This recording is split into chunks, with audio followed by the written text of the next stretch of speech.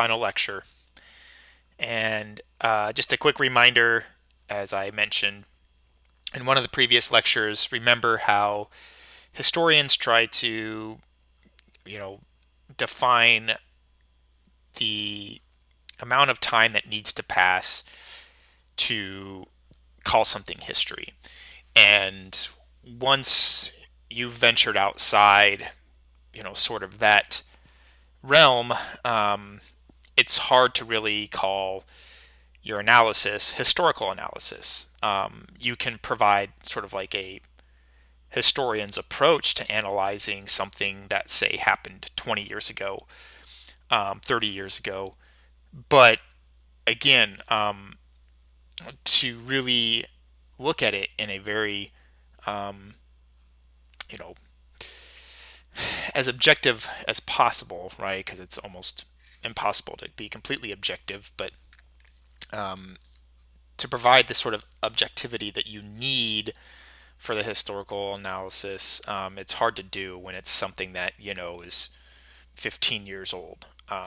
It's more recent events, and so uh, that's where we start to get into some of the other social sciences, things that sociologists, political scientists, that they work with, and historians, anthropologists too, and historians learn and take things that have been developed by political scientists as well, sociologists, obviously. So there's sort of an overlap to a degree, but it's not to say that we can't try our best to sort of see. Um, you know, Again, the whole point of the course is trying to uncover the historical origins of certain things, and trace them as close to the present as possible, and that's what we're trying to do right now. And so, with the final lecture here, what I'm going to try to do is just kind of bring us kind of close to present day. And so, obviously, there's things we're not necessarily going to talk about. One of those I'm not really going to focus on per se, in is the rise of the internet. As important and profound as that has been, um, there are other sort of developments I want to touch on here, because I think it's important to know, um, more kind of like in a global sense, where are we at today, the United States. And so that's why I'm going to sort of bring us up through the September 11th uh, uh, terrorist attacks in 2001, and sort of leave it at that. Um, because obviously anything more recent within the last 5 to 10 years is just it's too hard to be to apply much of a historical analysis. So first of all, I want to kind of follow up on some things that have been happening, in the decades leading up to this. How did the divide of the 1970s and sort of the rise of these um, social movements, and civil rights movements from the 60s and 70s, what happened, right? Because these things, a lot of times, things just don't stop. It's not like you know, um, it's not like when you think of a war and you think that, okay, the war started this date and ended this date. There are, when we think about like how people develop beliefs and ideologies, those don't simply just stop one day. And so, trying to trace the effects of the developments from the social movements of the 60s and 70s. Then we'll take a look sort of how the United States tried to define itself globally after the Cold War, and then, like I said, I'll talk about September 11th. All right, but first of all, America's culture war. So first of all, like thinking like what does that mean? And so in the 1990s, a lot of emphasis and focus was on this term, a culture war. And so what a culture war is identifying that there are predominantly, and again, these are oversimplified constructions, but there are predominantly sort of two competing notions about America and its and what it should value and what it should and who it should represent. And the two sides that are competing for the the the way to construct this American um, discourse, through the passing of legislation, right? Whose voices are being heard that are going to drive the conversation? That is the culture war. And so when we think about the culture war of the 1990s and how it really sort of branched off in two directions. And you probably started to see that with the rise of the sort of modern conservatism that I talked about with Reagan in that lecture. Um, but essentially, what happened was the after the after like the real organized movements of the 60s and 70s sort of faded. Again, the beliefs and the goals of those movements don't just disappear. They just were not as concentrated and as intense. And so as they sort of lost momentum, because a lot of those people who were in their 20s in the 60s and early 70s, are now getting into their 30s and into their 40s. So they're not activists anymore. But the messages that were sort of unleashed and the goals and objectives that were unleashed through those movements remained, right? So then, as I've talked about multiple times, what do we do with these inherited beliefs and ideas? And what happened really then throughout the 1980s and into the 1990s, and we can still see somewhat today, is this divide in which people who usually identified as being politically liberal, right, or who would associate, again, these are generalizations, but people who would associate with being a member of the Democratic Party. They tended to be people who believed that the movements in the 60s and 70s did not, or they failed to achieve their goals. So there were things that still needed to be accomplished, and it was the need to accomplish the goals of those movements that are still left undone that defined sort of this liberal perspective of America, right? There's unfinished business that needs to be done still. There are still rights. There still is, rights that need to be acknowledged and extended to more people. And basically, we still have work to do. Those who tended to move into more of a conservative camp and in general identified with the Republican Party because of things that Reagan had begun to, infuse into it, as I've already talked about.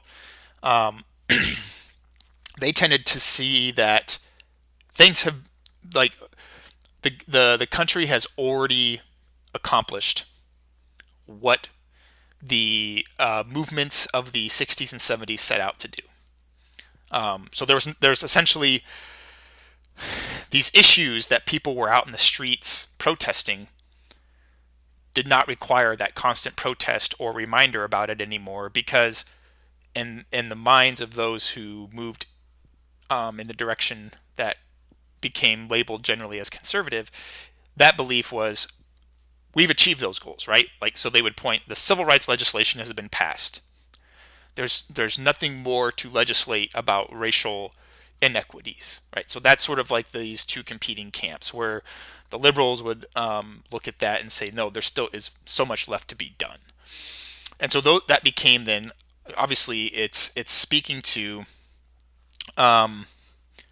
like these issues that became wrapped up in each side. So one of the issues being part of this, so for example, these issues that are listed there in that second, bullet point toward, towards the bottom there, like how each side is viewing women's reproductive rights, things like abortion, um, sexual identity, gender identity, um, racial, religious identity, all these things that become products then of this debate, this national conversation that develops and continues to unfold into the 1990s, became then like the culture war, where two sides believe that they are representing the true um, voice of America.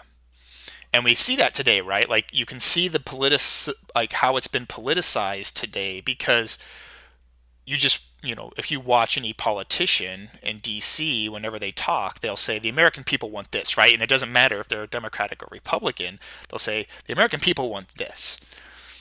And this is sort of like I mean, obviously this has always been kind of like a, political talking point, that politicians use, claiming that they're speaking for the American people. But this is the idea of the culture wars, right? That they are the representatives of the American voice, and they have the authority to speak about what the American people want.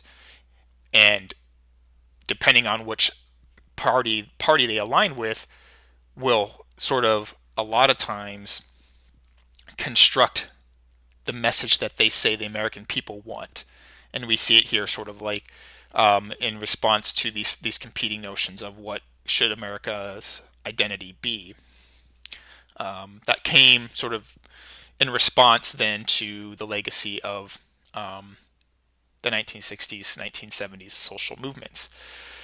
And so these are just sort of, not that you would have to write these down in your notes or anything. But these are sort of like some of the kind of, these are questions specifically framed to try to tease out the tension that the two sides have, right? How you would respond to each of these questions, for the most part, would, in a very general way, define you as either being more of a liberal or a conservative, right? And I know the term moderate is thrown around, right? Where there's supposed to be like the belief that you could somehow navigate into the middle of these two, beliefs. When in reality, it's, you know, what would that look like? What would that mean? You can't just simply say, well, I see both sides, right, to all these questions, because if you start to pull back the layers, will soon begin to find out which side you possibly actually do align more with. So even though people might want to claim that, oh, I'm a moderate, when you really begin to, um, cut to the core of what builds that moderate identity, you're probably going to find that they're going to be moving in one direction or the other, more times than not. And again, there's no like cut and dry formula or way to say that, I know like you can go online and take one of those personality, tests or whatever, and it's like, oh, or if, I don't know, you do like those, what character of Game of Thrones am I, right? Like those quizzes, right? It's like, I mean, it's not that simple, right? Because we know that people are a lot more complex than that. But when you think about these questions, right, if you're taking a look at these and thinking, okay, what is the purpose of social programs in the United States? Um, what is their function? And again, remember, those who fought for the strengthening of social programs that started back in the New Deal to provide that social safety net that was never there before, and then throughout the 50s and 60s continued to keep them strong. And under Johnson, Lyndon Johnson, remember his war on poverty, he wanted to grow them even more, believing that, well, there needs to be some way for people to, have a a step up to help them, because the private enterprise will not, right? So that means it's the government's responsibility. Well, if you're going to take this stance that, well, these are just the ways for people to work the system, right, or take advantage of taxpayer dollars because they will file fraudulent claims or whatnot, right? Um, those programs have or we have enough programs in place, or we have a system in place that can take care of people's needs, and it's not people who you know have the means, not just like financial means, but like the the means to want to will get ahead, right? And so it's like how you begin to frame that will determine kind of which side you align with. So, and again, these are you probably as you're if you're reading through these questions, when either before or after this, you'll see probably a lot of the kind of debates that we see in politics now resonate through a lot of these questions that are intended to that I've specifically designed to kind of tease out that tension. All right, so we kind of know how some things are, like at least in American, you know, politically. But what about like its foreign policy? Because remember, as I mentioned in one of the previous lectures, pretty much for 50 years almost after the Second World War, the United States built its entire foreign policy off the premise that it was going to oppose communism, and that there were a lot of parts that went into that. Right, there's a lot of spending that goes into that. You've got to invest a lot militarily, and so we think about like how is the United States, because I know we didn't talk about it a lot in class, but every time the United States had a war, it would start up its war machine, like this mobilization, right? Because the United States never took a stance in which it would have a continuous like funding of a wartime army, even in peacetime, right? So like this idea that like in peacetime you would spend money on the military as if you were in wartime, that was not even something the United States government considered. Because remember, we talked about the war bonus after the First World War. This was like, no, you don't spend like that on the military when there's no, when it's in time of peace. But when it became time for a war, then that was time to shift production into wartime. That was time to start spending money on the war. And so the United States had cycled through that basically over and over again. That's why there's this massive effort, as we see, like even the Civil War, the First World War, to get enough men into the army.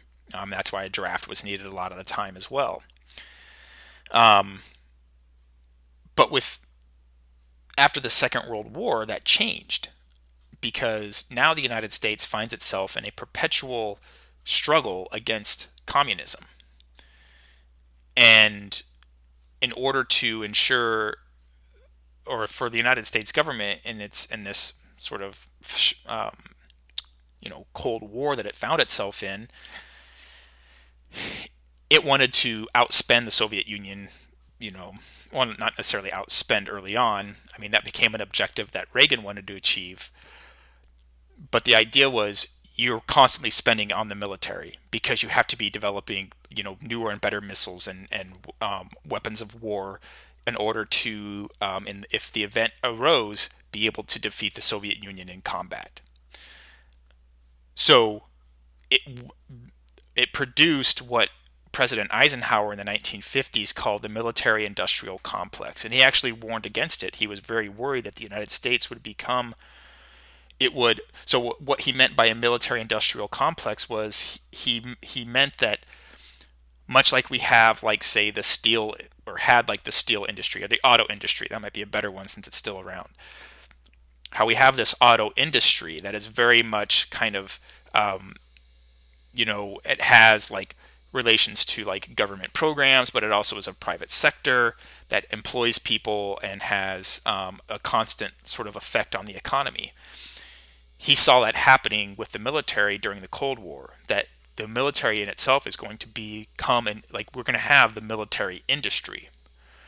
And he was worried about that because he felt that that would shift too much of America's taxpayer dollars into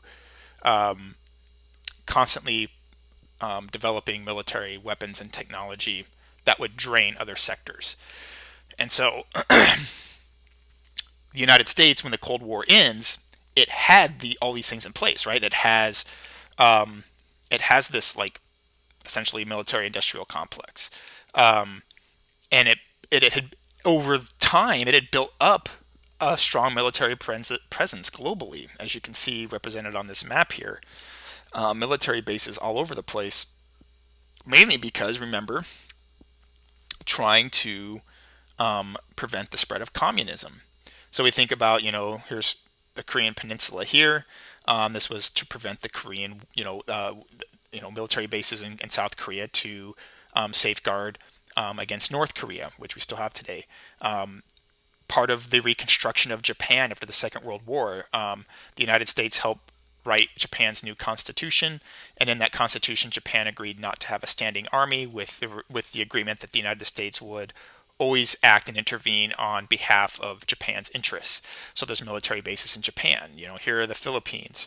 We know the United States, going back a long ways, had always had bases in the Philippines. And then, of course, Europe was where the main communist threat was, and especially here in Germany, where it was divided during the Cold War between East and West, right? So it's like the United States had built up this massive global sort of military presence, and it's still there after the war, right? So it's like, what does the United States do with these bases? And so there was, there are two competing sort of sides then. One in which, well, the Cold War has ended. We don't need to have, military bases this everywhere. But let me just go back real quick. But one of the things, as you can see down here, one of the last points is one of the first presidents after the end of the Cold War, George H.W. Bush, who became president in the early 90s after Reagan. And then subsequently after that, President Bill Clinton, they saw the worldwide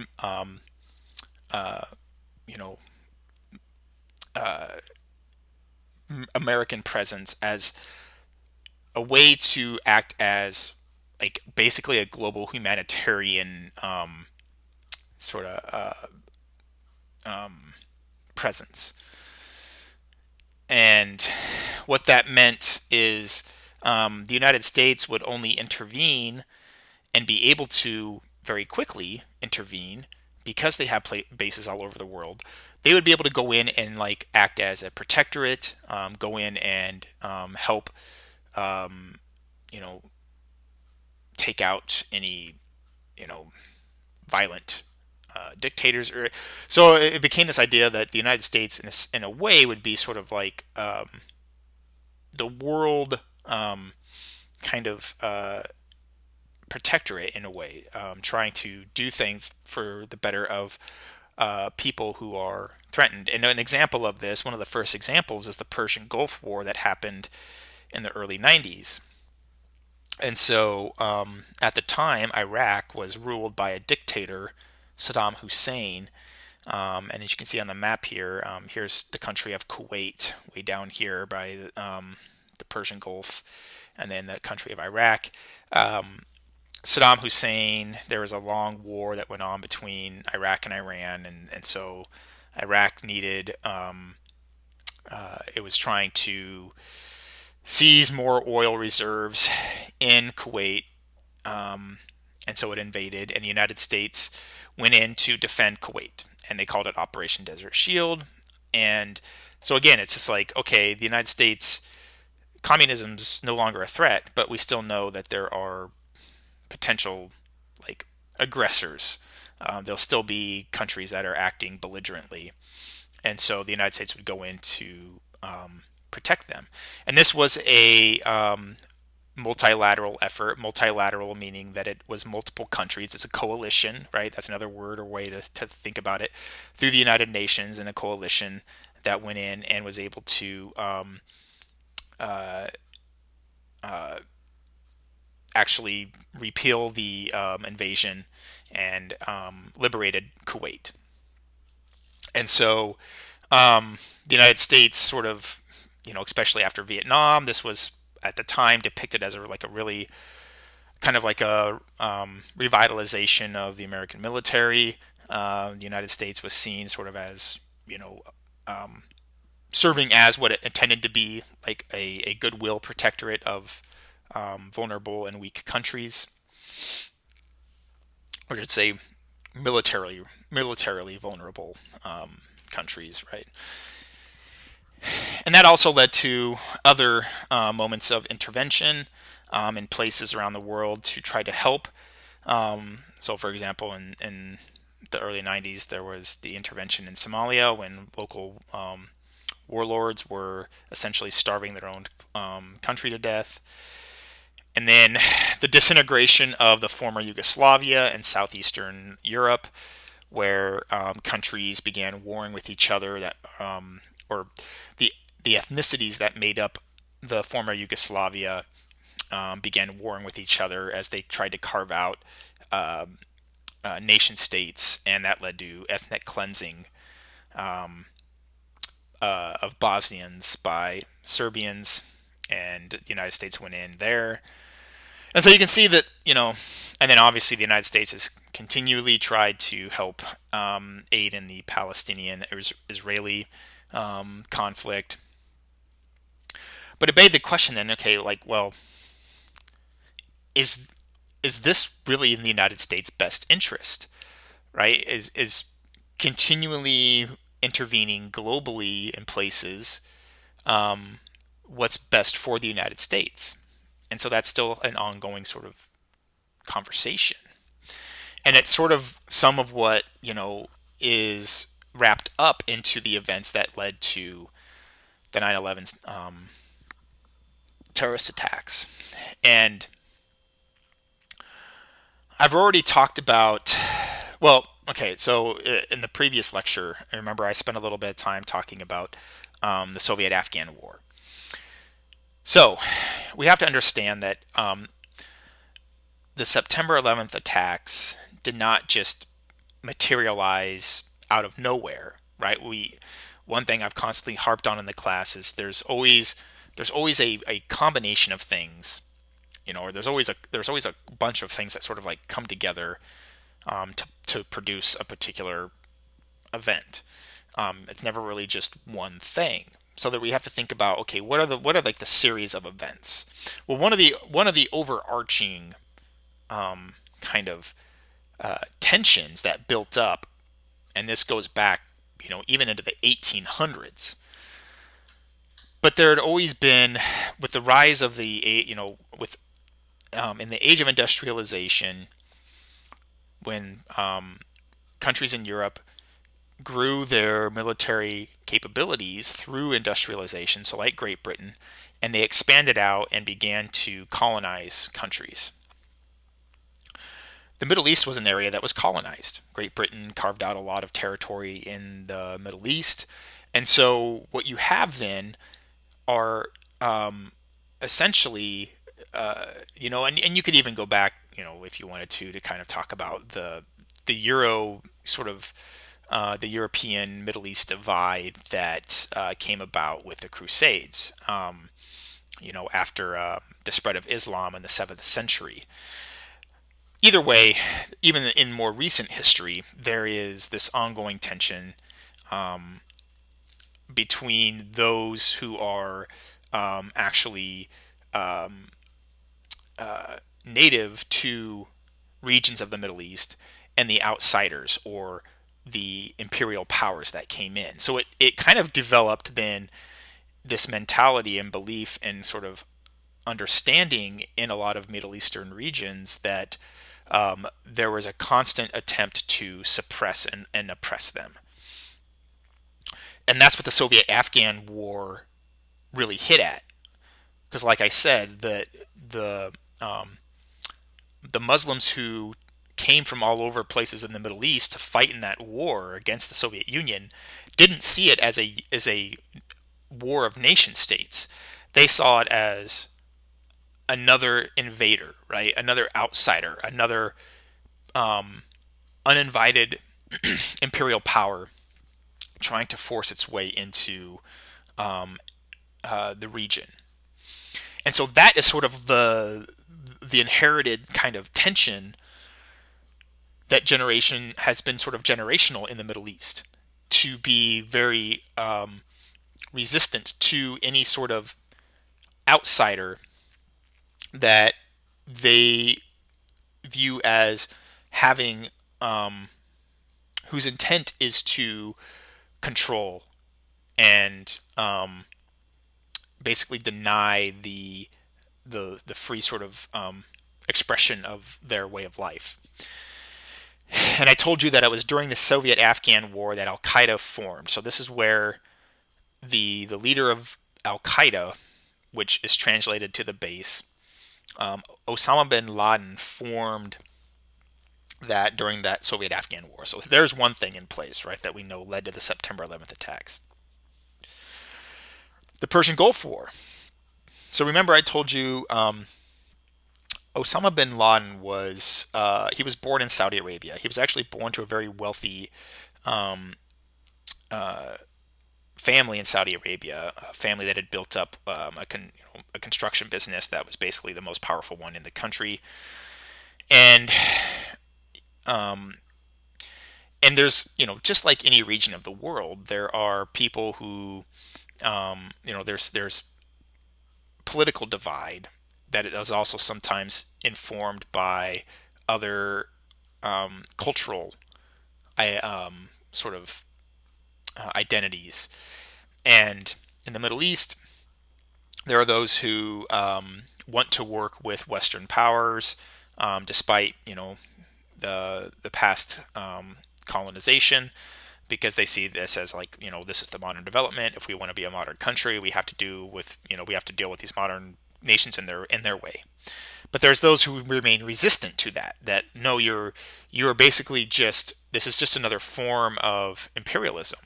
It's just sort of like kind of cloaked in another name, and sort of like what people kind of call this today is like neoliberalism. You might have heard people talk about, where it's this, it's still it's still an imbalanced relationship between countries that once were the imperial powers and the countries they colonized, but they try to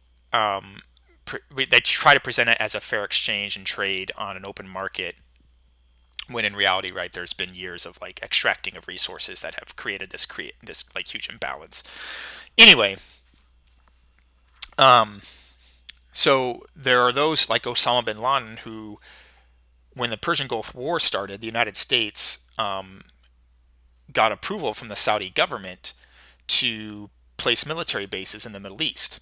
But remember, the mentality of those who fought in the Afghan war, like Osama bin Laden, they don't care about the borders of nation states. They don't care about political entities. That doesn't mean anything. What means something is this land that they see as holy because of their religious beliefs. There's a cultural meaning to it. And any country that is not sort of like been through the centuries of struggle to remain a distinct Muslim is not welcome. So like there's this, again, they're not operating within like a like this normal like global diplomacy. So when the United States received permission from the Saudi government to put bases in Saudi Arabia, that was seen as essentially another invasion. So Osama bin Laden saw that as another invasion. And then this begins sort of the anti this very focused anti-American, not just sort of anti-West, anti-invader, but a very anti-American sentiment in um, the what is now identified as like Islamic extremism, where it's the use, it's co-opting the religion of Islam in a and presenting it in a way that condones violence and aggression, right? So it's like warping the belief system to meet these what in the end are actually kind of like political objectives in some ways.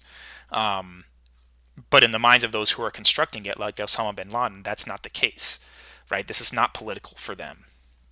And so throughout the 1990s and leading up to 2000, you can see that there were coordinated attacks by Osama bin Laden and Al Qaeda against the United States in places around the world. And so, even before 2001, the Americans know about they know about Osama bin Laden. They know what he's doing. They know about Al Qaeda. It's just um, they don't know about what he's planning. And so, um, those who actually orchestrated the attack were in the United States over a year before the attacks. They came and they were here legally. They started training how to fly planes, um, and then they deliberately targeted specific landmarks in the United States to represent, right? So the World Trade Centers represent the United States economy. The attacks on the Pentagon and what we believed were going to be the plane that went down in Pennsylvania with the courageous passengers on board who were able to actually break into the cockpit and keep that plane from reaching its destination. There was the belief that that was going to be headed towards the congressional building. But so the three major targets, so there's four planes total, but three targets. The World Trade Center representing American economy, the Pentagon representing American military, and then the congressional building representing American politics, right? So it's like they're attacking what these things that are supposed to represent America's strength. And so there is a video that I linked that if you want to go and watch, it's just sort of a live feed from CNN the day that the attacks happened, mainly because I want you to, if you do want to watch it, because there is graphic images, so you don't have to, but if you want to, you know, I gave you timestamps as you can see in the email, but part of it is I want you to see how like an event like that unfolds, right? When it's like an event that happens like bang bang, like and like how are people responding to it? How do people like react? And what kind of news is coming in? Because if you watch early on, the first plane hits the first tower, and people are just thinking, "Oh, it's just a plane." That the initial reports were like, "Well, we know it was a plane. We have some eyewitnesses that saw a plane, but we thought it was just like a small, private plane that lost control." But as soon as the second plane hit, and this was seen live on TV, because news stations are covering it by that time, and if you want to, you can watch obviously the video, and I'm sure you've probably seen some images, um, but once that second plane hit, there was this realization that something bigger is going on, but nobody knew what yet, right? So it's like this, the video is over 2 hours long, but like I said, I've given you timestamps if you want to jump ahead to some of the kind of major points throughout. So anyway, the attack happens, and then the aftermath, right? There is a lot of kind of the narrative now was the country came together, right? Republicans and Democrats joined hands and saying the members of Congress, both Democrats and Republican, intermingled on the steps of Congress and sang the national anthem, right? So it's like all these expressions of like unity and patriotism, which is good, right? But we know that sometimes that can also, like, when people become very overly emotional about something, it can lead to some misinformed or irrational decisions. And there were some unfortunate events that immediately followed September 11th, where some Americans who are Sikh or who are of Middle Eastern descent, who had no affiliation or even support anything that happened on September 11th, were targeted by angry Americans and in some cases killed. So it's like this very emotional response that is very much rooted in this connection to one's sort of like political identity or nationality, right? Created some very unfortunate consequences. But anyway, this is what launched the global war on terror. And under George W. Bush, who was George H.W. Bush's son, who was president at the time, this belief then that there were countries that harbored terrorist activity and they needed to be isolated, and then through either economic sanctions or direct military action, sort of taken out. And he delivers this famous Axis of Evil speech, in which he identified Iraq, North Korea, and Iran as this axis of evil. And the United States actually, so first of all, it realized that the the attacks were coordinated in the country of Afghanistan. This is where so there's like a group of uh, kind of uh, there's a group in Afghanistan. I'm just trying to think of the best way to describe the Taliban, basically, because that's the first point you can see under Afghanistan is Taliban. The Taliban, um, they're not really a political entity because they don't identify as, they're not like a political party.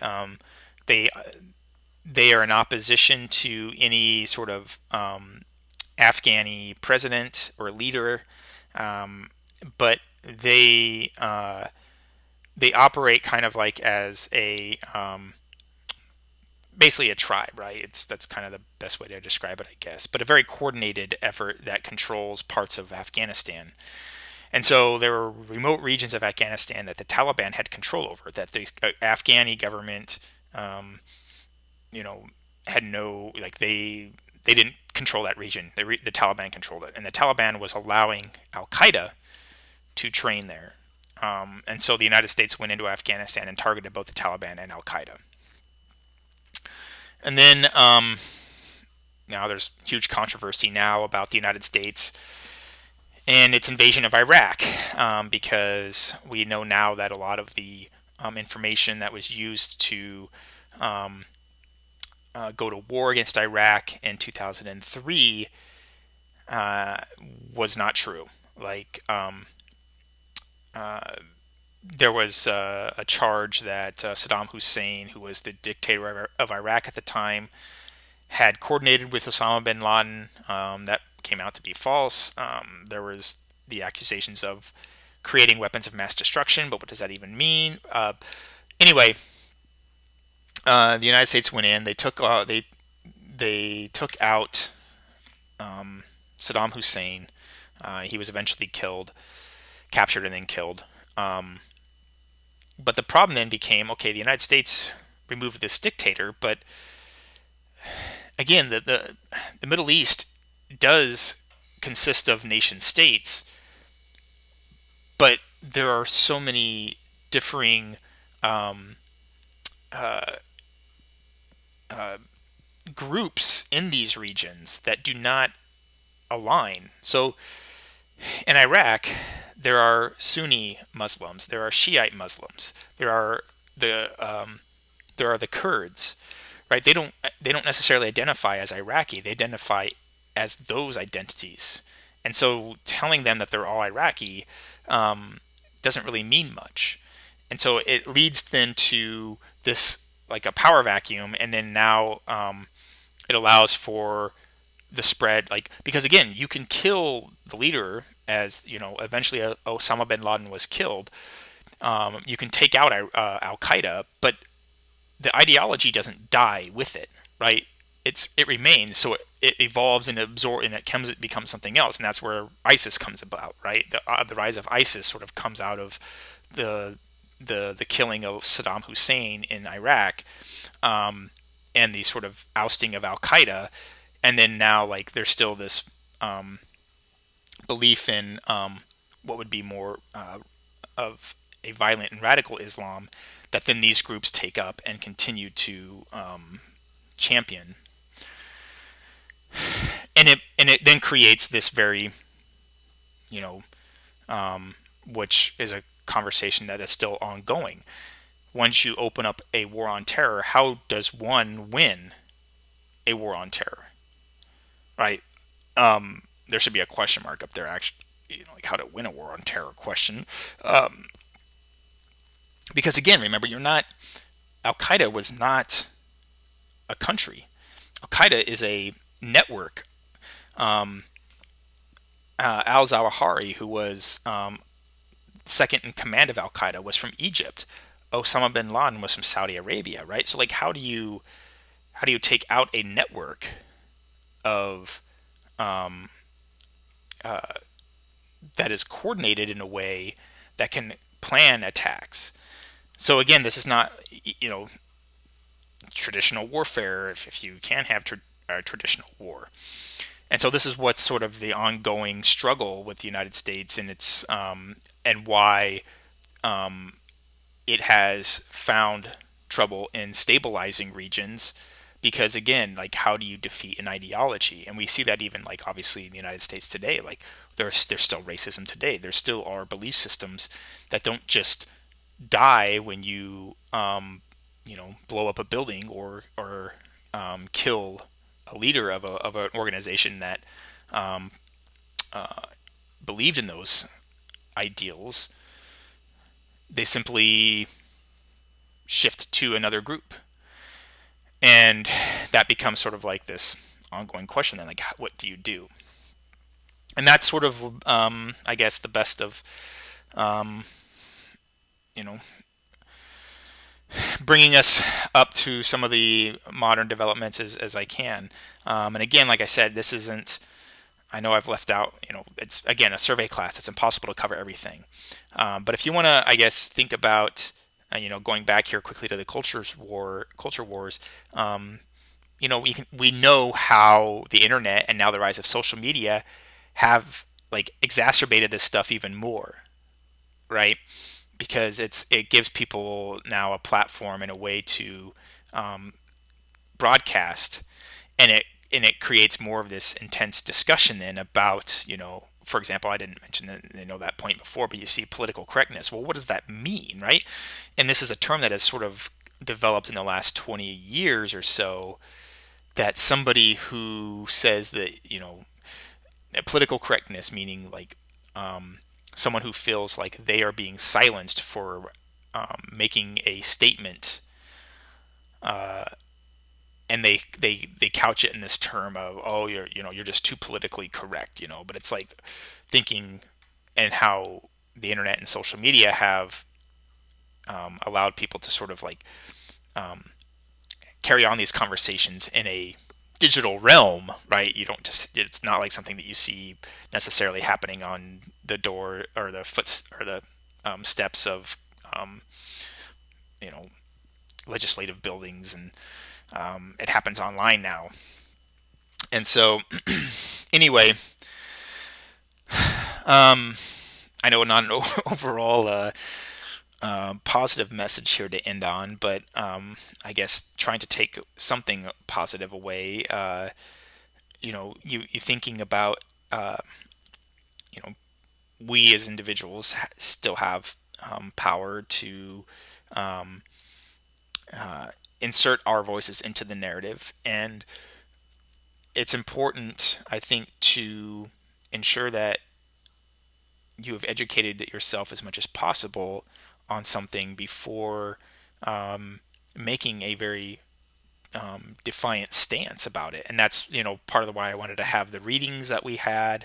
Part of the reason I wanted to have the discussions is I wanted to talk these things out, right? Because a lot of times we don't think about the things that we do in the sort of focused and academic settings in our everyday lives, right? So anyway, uh, again, like I said, it's been a pleasure. I hope you do leave the course having learned something. That always makes me feel good if that's the case. And if you have any questions on this lecture, please do not hesitate to let me know. See ya.